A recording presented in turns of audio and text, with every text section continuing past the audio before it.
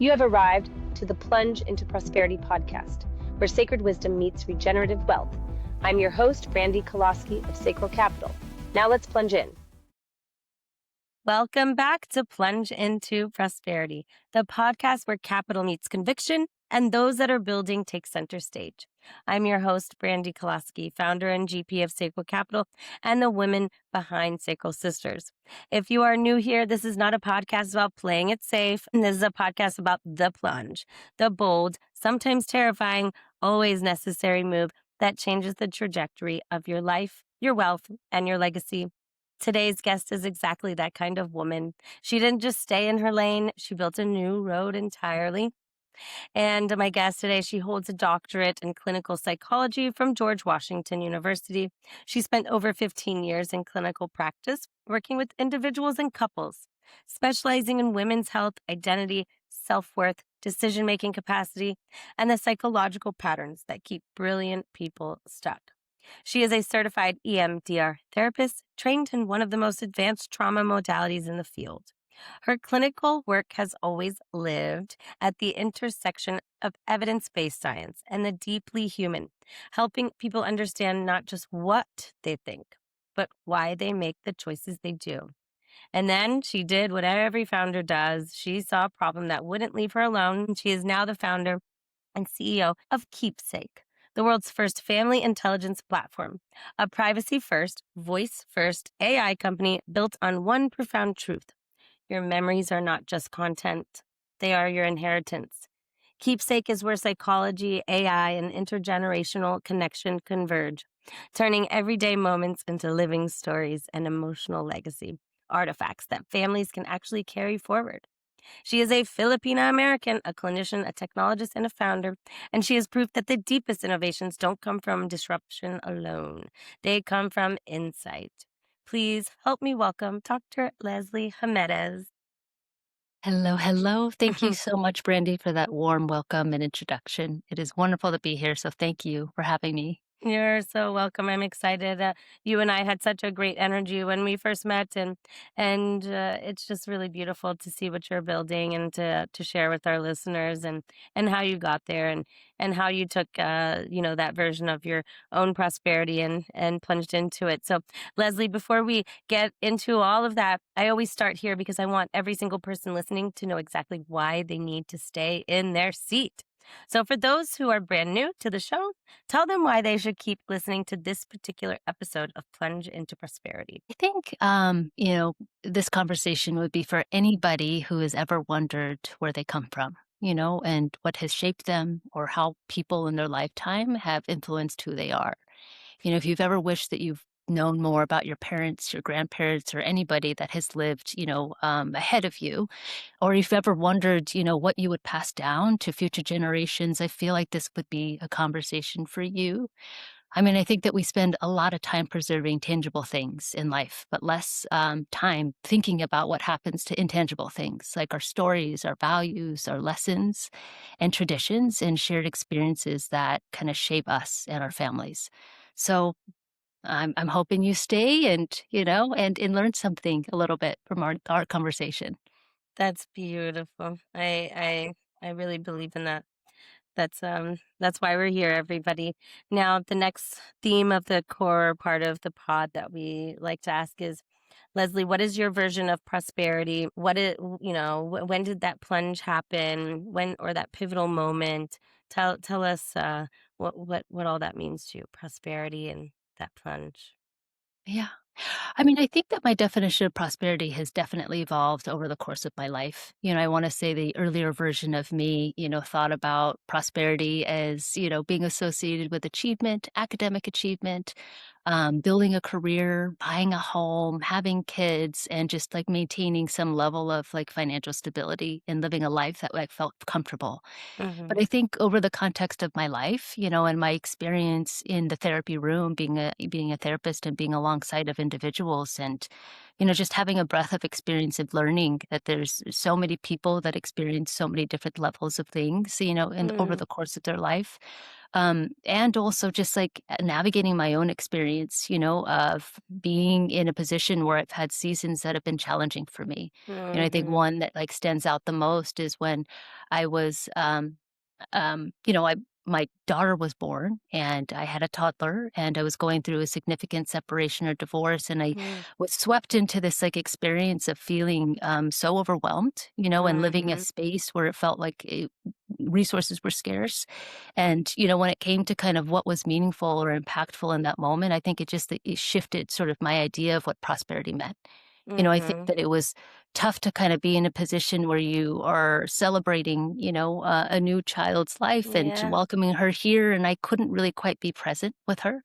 And Mhm. so I think a part of like my idea of prosperity, it's feeling connected to myself, my Yeah. values, my purpose, my family. And I think in all, being able to kind of walk away from that experience, like holding that prosperity to me is being able to be as present as I can, to Yes. enjoy who I love, to really live my life in a way where I can feel connected. That's my idea of prosperity. Thank you for being vulnerable and sharing that story. That is one of the reasons why this pod is here, is to share with others and other women specifically that you're not alone in these type of experiences and challenges. And I always like to say, every breakdown leads to a breakthrough, or big breakdowns lead to bigger breakthroughs. And things are seasons.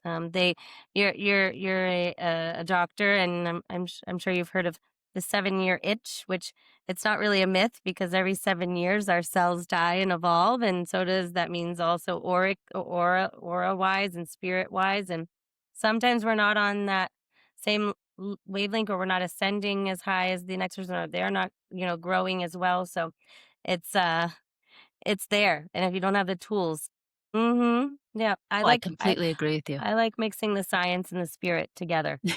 Yeah, I I do I I too. need data to back the spirit a little bit. So, and I think you're similar, no? In I that regards? agree. Yeah. I Yeah. I mean, I honestly just listening to you, speak to sort of like the evolution and also that we're growing, I do really find that you have moments that are seasons, and even though at the moment you feel like your foundation is crumbling underneath you, but in so many ways it gives you an opportunity to transform, to grow, to kind of learn, and Mhm. to kind of like move closer to another part or version of yourself that I feel like is beautiful. That's But that's yeah. the seed, the seed of the future tree breaking through the soil. It's and the hurricanes that wipe things away to then regrow, or the fires that happen, and it's just, yeah, it's definitely part of that for sure. So a Psych D doesn't become a tech CEO by accident. So walk me through the moment, or the accumulation of moments that made Keeps feel not just possible but necessary. I mean, I think just taking the plunge, and you're so right, that's not a natural sort of, way that to go into my profession and to kind of end up over here.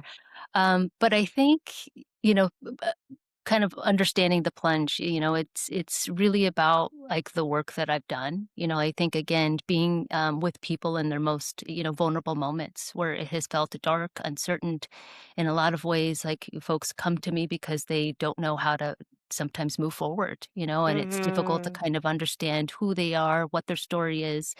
And I honestly liken, the therapy room kinda like someone coming in and handing you a box of puzzle pieces, and I Yeah. think in actuality, it's hard because, like, what's difficult about kind of, like, being in that space is that when I think the people that struggle the most are kinda disconnected from their story, and so part of the Mm. work is really about, helping someone sort of piece together, the parts of who they are and all of the experiences that have allowed them to kinda see the world in the way that they do and navigate it. And so I think that experience of like holding healing, Mhm. being connecting, people to their story, in addition to also being a mom of now three. I have a 10-year-old, an 8-year-old, and also a 2.5-month-old. Yeah, You so don't even little look like baby. it, girl. Good for Thank you, you. thank you. Yeah. No, but, I think also being a parent, my experience of it, I see time in such a different way. It's Mm, amazing to see your kids grow up into being these unique human beings, with their unique personalities, but mm, I think at the same time, you also experience as a parent, for me, the silent grief of time passing. Like that yeah. these moments are always fleeting. And there's a part of me that wants to sometimes freeze time and to safeguard all of these like really meaningful moments. And as a parent, I have, that has led me to just taking every photo, every video because I don't want to forget.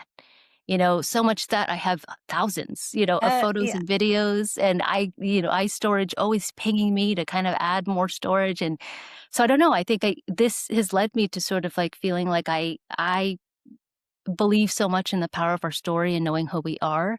And I'm also sitting with this gap that we don't really quite have, at this moment. That Yeah. there's a way in which if I sat with this question, if I were to pass away today, like what would my children receive? They would receive a whole bunch of disconnected digital files Yes. and no way to kind of understand like our story and where they come from.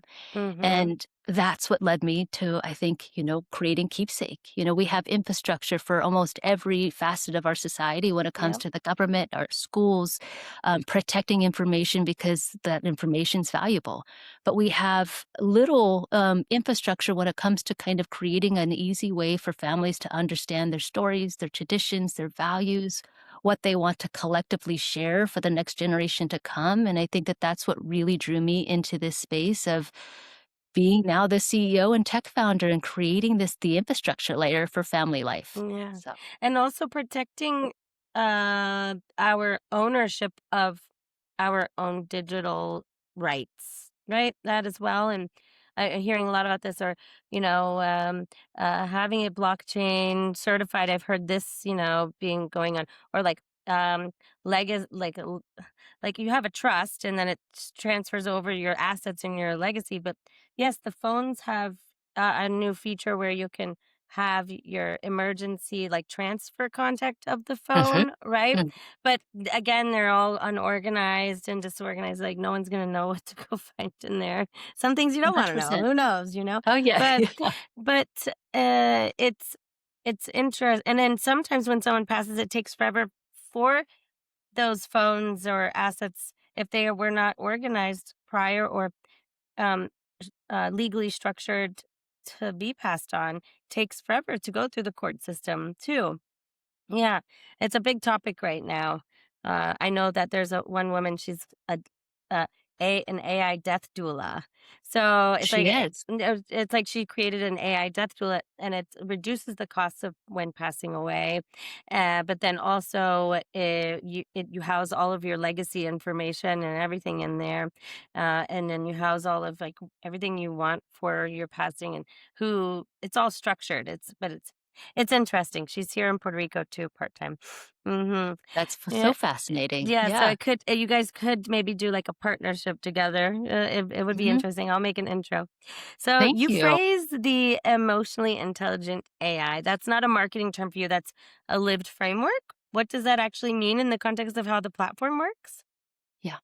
So, I mean, I think at the heart of like KeepSaiQ, family intelligence is that we carry as a family a lot of Mhm. knowledge that doesn't really quite exist. So as I kind of noted, our stories, traditions, values, perspectives, and also just lived experience of all the seasons that a, family would sort of experience in a lifetime.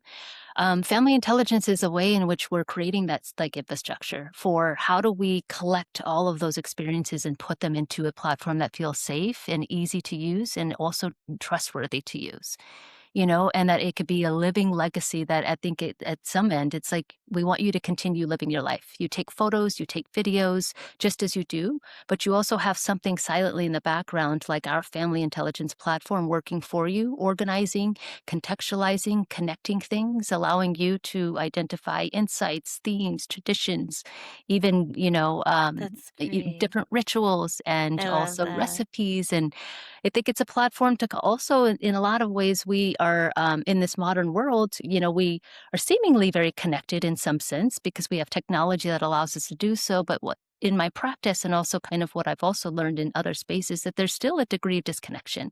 So part of what this family intelligence platform is, it's also having families have a sort of an easy way to connect, not just to hold your living legacy, but Mm. to also like have places where you come back to this platform because you're learning about other family members that you didn't quite know, and Can people are you do it in real contributing. time as well?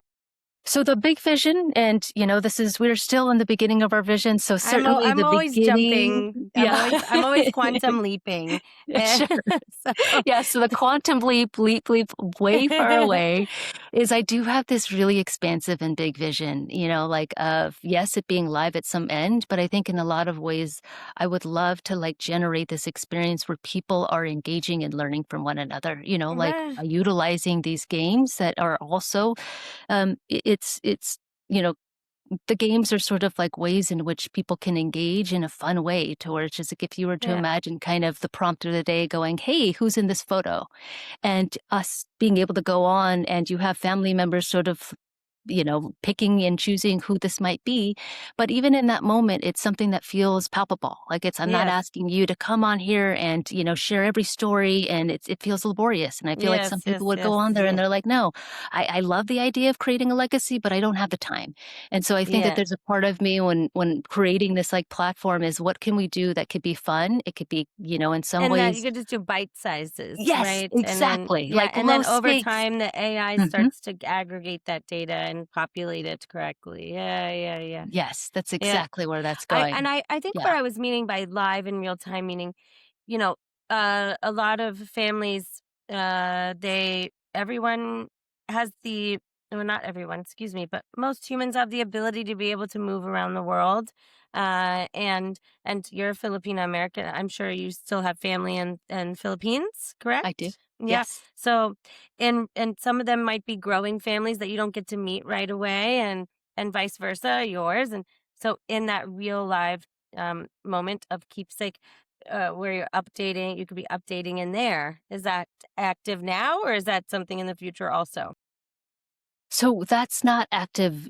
I mean, there's works in terms of just trying to kind of think that through because Uh huh. I certainly there is a part of it, right? When it comes to family, what does it look like? There's so many different branches of family, and so Mm-hmm. I think that that's a wonderful idea, especially when it comes to like family members that are different, you know, c- parts of the world. Mm-hmm. Like that's certainly going to be integrated in terms of just like Beautiful. who do you call family and how do we have a place on this Yes. platform to kind of see that. Like I think, yeah, it's an expansive vision, but honestly, I don't know, it seems to be a meaningful one that I think can connect people and in ways that I feel like protects our mental health, that's good for Yeah. us as human beings and allows us to stay connected. So Oh, yes. And when you were talking about the puzzle pieces, explain to those listening, and I might need a little refresher as well. I've been studying all different types of healing modalities for a while. EMDR therapy means you understand what happens when the memory gets fragmented, suppressed, or lost. EMDR therapy has been historically utilized for trauma therapy, and Okay. so it Yeah. stands for eye movement desensitization reprocessing, which is quite a mouthful. But the idea is a little bit different than talk therapy. So, as a talk therapist and an EMDR therapist, if you were to kind of describe talk therapy, I would describe it as, you come in, you're talking about some of the significant experiences that have impacted you, and we talk about it from every angle. We process in terms of just understanding how it made you feel, what were some of the thoughts, what was the impact, and if you look at your life, what was the impact of that experience, past in the past and also right now. Um, Mm-hmm. and so when you're in talk therapy, you kind of talk about every aspect of like an experience and how it like impacts you. Okay. For EMDR, it's a little bit different in the Okay. sense that we will talk about significant experiences that have impacted you, but also really it's a pointed experience when we're basically taking each experience and breaking it down to where how did that impact you and what was the negative cognitive belief that developed because of that. I Mm. think that the idea of EMDR is that trauma symptoms are a result of trauma getting stuck into your nervous system and your brain. So your brain continues to feel like that experience is existing in reality in the present moment, even though the situation has passed or the experience has passed, but your brain thinks it's still here. And Yes. so part of what EMDR does is that we target these particular experiences. And once we're able to kind of utilize the EMDR process at the same time, we're much more able to kind of have that experience be unstuck in your system, which in turn Right. creates less symptoms. Yeah, unstuck and also maybe in the subconscious that you just kind of pushed away, but you have experiences or triggers, or you keep attracting that type of experience to for it to come forward so you can heal from it. Completely. Yeah. Yeah. Yeah. Because Okay. you're so right. Like, even as you kind of noted, when it's like stuck in there and you talk about the unconscious, but you're right. Like, it's like our system is still generating an experience, internally speaking. Mhm. And without us knowing it, and maybe in the logical sense, I know, oh, that experience happened a long time ago, but yet my system still is it's responding to my environment Mm. like it's still there. And so it's tough, you know, and it's really, really hard, but it's such a completely effective treatment. And Yeah. yeah, it's a great part of the Great. work. Are you still practicing? I am practicing a little bit, Okay. Yep. Okay. yeah, Yeah. yep. Okay, Mhm. beautiful. Well, I hope that there might be some openings for some people that would really love to meet you that I know. Yeah. That's Thank you. good. Yeah, you're welcome. So, Leslie, I have to go somewhere with this because the intersection of where you sit is too powerful not to. You've built an entire clinical practice around women, women's identity, women's self worth, women's decision making capacity, women removing the barriers that are keeping them from becoming the fullest versions of themselves. And I have spent the last several years watching something that breaks my heart every single time I see it. And that's women are the architects of the family legacy. Women are the emotional stewards of generational meaning. And yet, women remain the most systematically underallocated group in global capital. I'm not sure if you're aware of this, but we're about to make up over 50% of the consumer market, or we already do. We control, influence trillions in household financial decisions. And we are still in 2025 investing at significantly lower rates than our male counterparts.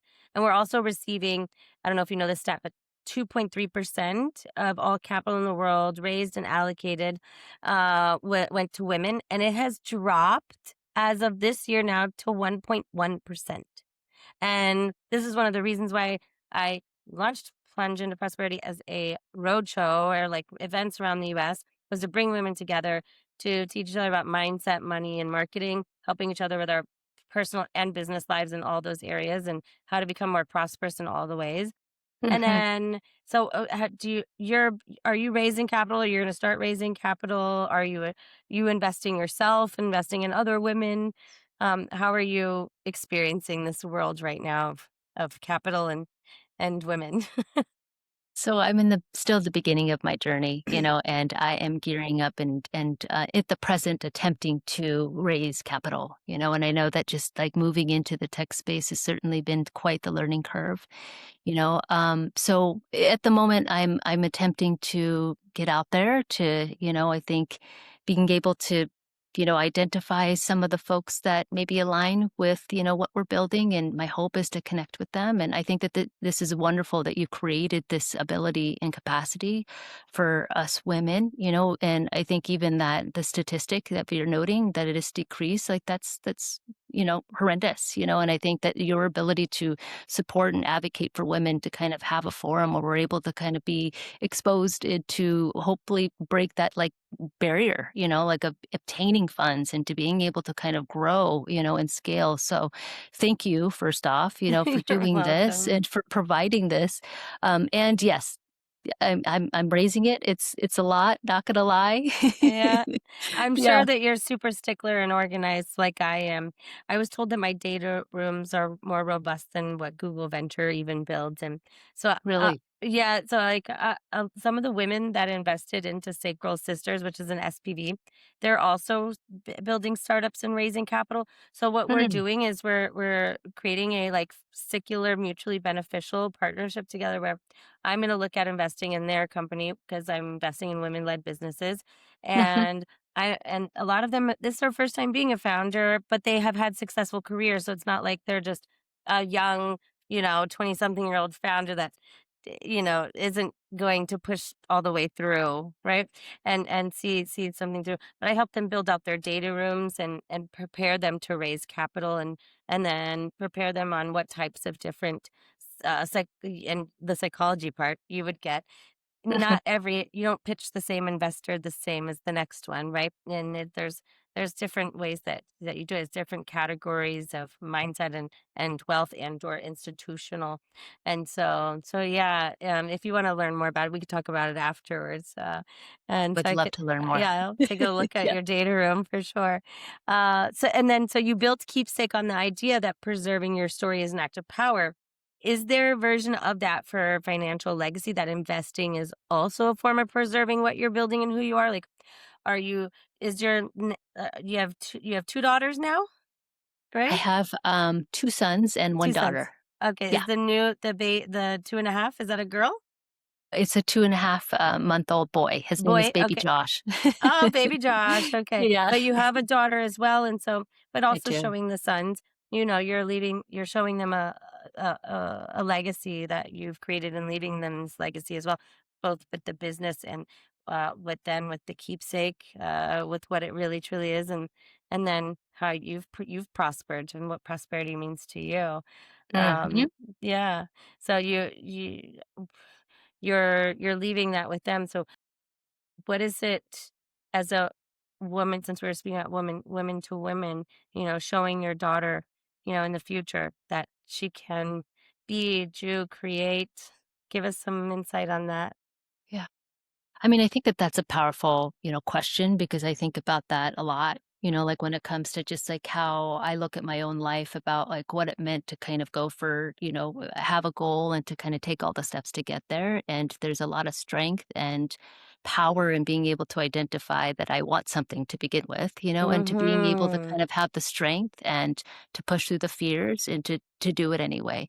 And so I Yeah. think when it comes to just like what I would like to leave for my kids, for all three of them, including, my daughter Jordan, to where it's just like I want her to exude, like what I think I hold at my core, like the sense of like power that I have, and my power, like this meaning that I have that I want to give back. I want to contribute. I want to do something with Mhm. purpose and something bigger than myself.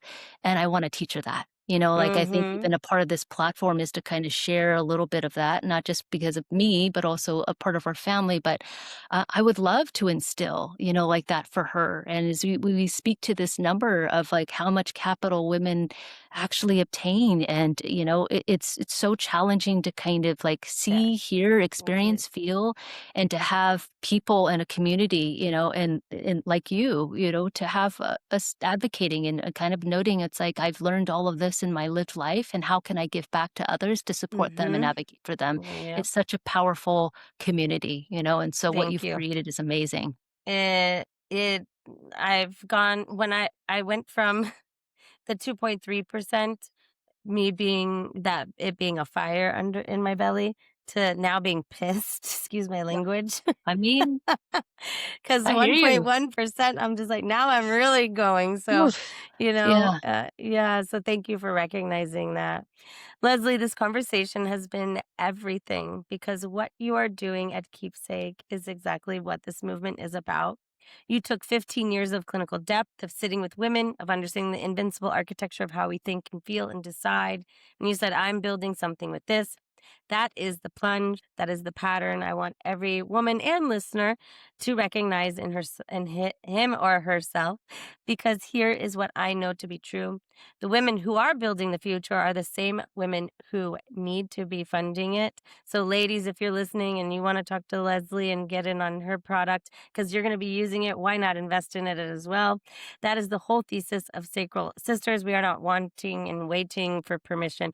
We are demanding it. We are not waiting for an invitation to the table. We are buying the building. And if what you heard today lit something up in you, and if you felt the signal, then I want you in the room. Go to plungeintoprosperity.com to learn more about the Sacral Sisters and Plunge into Prosperity and how you can become a part of the capital movement backing the next generation of founders like Dr. Leslie. Dr. Hemedes, thank you for the depth and the vision the conviction you brought into the room today, and the clarity and your grace and your sweet energy. You're building something that matters, and this community is watching. So if you want to share with everyone where to find you or where to head to KeepSaiQ to learn more about it, can you share maybe a website or your LinkedIn and maybe spell out your name for us? Yes. So you could, if you are interested in seeing or building, you can go to keepsaiq.com, which is KeepSaiq.com, or you can find me on LinkedIn at Leslie, Leslie, and Hemedes.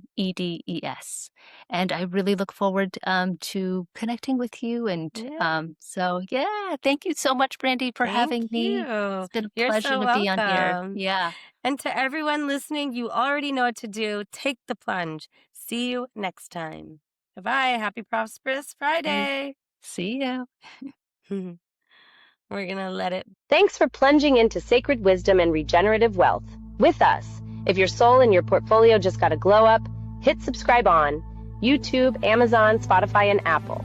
Share it with your crew. Tag us on social and join the movement at plungeintoprosperity.com. I'm Brandy Koloski. Catch you on the next plunge.